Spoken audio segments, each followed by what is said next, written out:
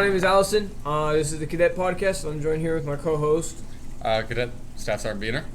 And I am Cadet A1C Medina. I'm Senior Airman Perez. And I am Senior Airman Quigley. And I just got a couple questions for you guys. I know the end of the cycle is coming up pretty soon. We're all excited. You know, we just got back from home pass. So my question is, what was your favorite event from the cycle so far? You guys want me to go first or something? You guys keep looking at me, I guess I'll go. Yeah. My favorite part of the cycle was hanging out with all you guys, honestly, because even though I had times where I wanted to go home, you guys always brought me up, and it was the funnest time I ever had here in my whole entire life. Behner, when he's being Behner, it's Behner, and then Allison over here making jokes left and right too is even more funny. And then you have Medina over here being himself, is a hilarious guy. And you just so anyways, so yeah, that's really my favorite time of being here. What led you guys to being here? So one thing that led me to being here was many things. I had not a good time at school. I was not as good with my academics, so I heard about this. They came to my school. They're like, "Hey, would you like to join? You get all this." And I'm like, "Wow, that's cool." Then they gave me the brochure. I'm like, "Wow, you get a uniform? That's awesome." And then they told us about a cadet that lost 90 pounds. I'm like, "Wow, I want to lose some weight as well." And I came here, and boom, a lot of my dreams have came true. I'm smarter, I'm faster, and I'm all in all a better person. Since pretty when? cool. No, I'm just kidding. You turn? Same question? Yeah. I made a lot of bad choices before I came here. A lot of it revolving around drugs, and it led me to slacking off a lot in school, and losing a lot of respect from my family. So I chose to come here to try to earn that back. Well, I mean, so far, if you came here, I mean, it probably most likely are earning it back. I mean, we just went on home pass, and I feel like at first a lot of us were very nervous about going back to that situation and seeing what our change has done for our situation. I know me personally, it helped a lot. Earlier when we were doing bloopers, you said you like writing. You like writing. Do you write like Stephen King novels? Stephen Cook. Stephen Cook. Oh, my favorite. Stephen Cooks, what? So I'm cooking some breakfast. I'm definitely not as good as Stephen King, but I do write. I write stuff like poems and novels, like stuff sci-fi and horror generally. Do you think you has this interest been taken up more since you've come to the academy? But before the academy, I wrote a lot in my freshman and sophomore years, but then it really slacked off, and I haven't really written much in the last 2 years. But when I got to the academy, I was sober for the first time in forever, and that really got me back into the mindset of it. And I've written quite a lot since I've got here. So It's fantastic. What has been your favorite event of the entire cycle? Like our mud run or the fire pit s'mores? What's been your favorite event? There's a lot of really fun ones that come to mind, but honestly, one of the funnest ones was just graduating Acclimation for me, because I hated Acclimation. I mean, Perez is my best friend from back home, and I wasn't able to talk to him, and I literally got punched, and I just had to sit there. Yeah. Yeah, he was right there. He remembers it. Yeah. And once we graduated, we got ice cream and everything, and it was great. And the director even talked to us. I mean, it was just a lot of fun, and it was actually nice to be able to talk to people. All right, that's fantastic. Acclimation is a 2-week-long period before we join the academy, which is where we get used to all of the day-to-day routines that are now our lifestyle. Mm-hmm. How about you guys? Any events that you guys want to talk about? So I would say most of the fun things that I remember, like doing dodgeball and all that, but my most favorite was probably our Guidon hike. Well, it's not exactly the most pleasant experience, but it was definitely something that built all of our character, I believe.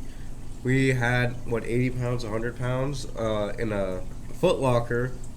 It was 4 of us carrying it, and That was 150 pounds. So it was heavy. That's all it was heavy, and we had to carry it up this thing. And not too bad, right? We hiked up the little hill, and we're like, yeah, it's not bad. Then our techs were like, let's go more. and more. And we kept on walking, and it felt like forever. I'm like, wow, this is pain.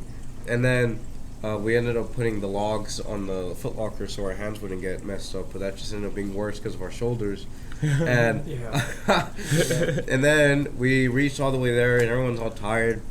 We thought we were done, and then we see this black silhouette of a figure with a flag. And then I think a tech sergeant only gave us a radio. Master Sergeant's like, you have 10 minutes to get up here. I'm like, you're kidding me. Yeah, dude. And when everyone was running, it was amazing. It was the most beautiful sight I've ever seen. I was over here stumbling on my feet. I fell a couple times. But man, we were all helping each other up, and when we got to the hill, he showed us our Guidon. Perez grabbed it, and That's fun. we all took a moment to view, then we have to go back.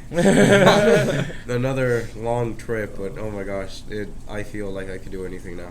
Didn't help that he was on like the tallest mountain. Trying to walk up it while I'm the shortest one. Trying to pick up my feet, I'm more tripping here. We all went back for a couple of cadets, like Cogdale and Flynn, to motivate them to come up with us. Yeah. That was a really, really hard one. I've never felt burned like that. I was the first one to grab Flynn because I saw Flynn like train gas for air.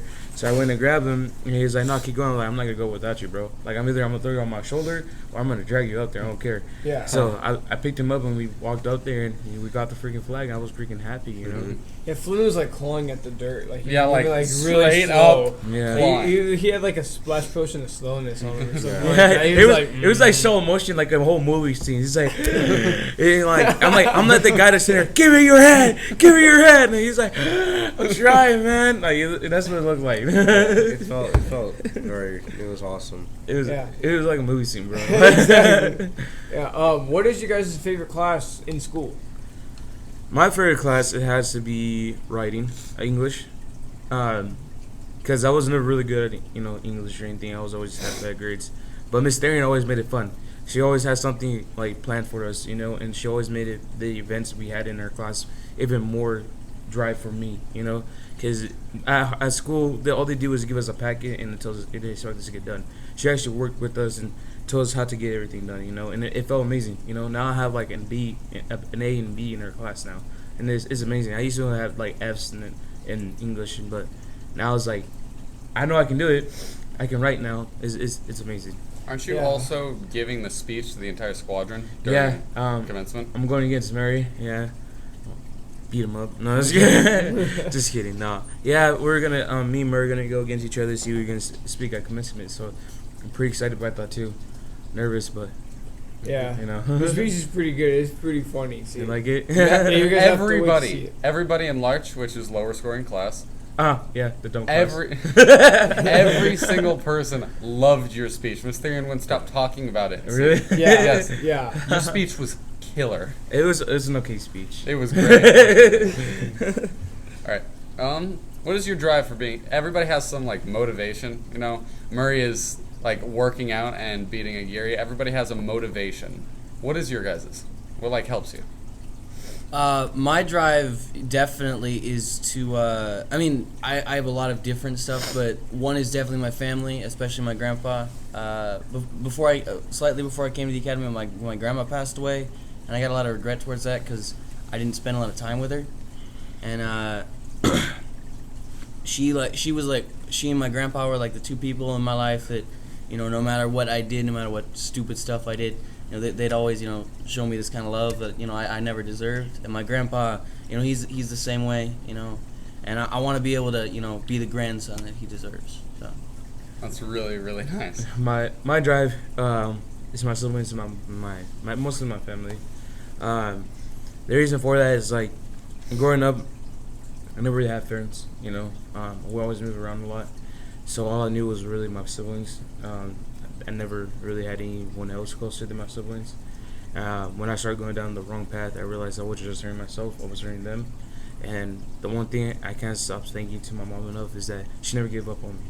Even though I came home messed up and always on something, she never stopped believing in me. And when I told her about this, because I came here on my own choice. She didn't ask me. I knew I needed help, so I came here. And she was super proud of me, and I wanted to keep pushing that forward. So looking at my siblings and everything, as being the oldest brother, I don't want to see me as a screw up. It really pushes me when I sit there thinking, you know what, I'm here changing myself. So imagine what myself is thinking when I get home. So imagine what my mom and my dad's gonna think when I get home. So I feel more empowered being here because I'm not just changing my life. I'm also showing them I can do better. All right. Medina.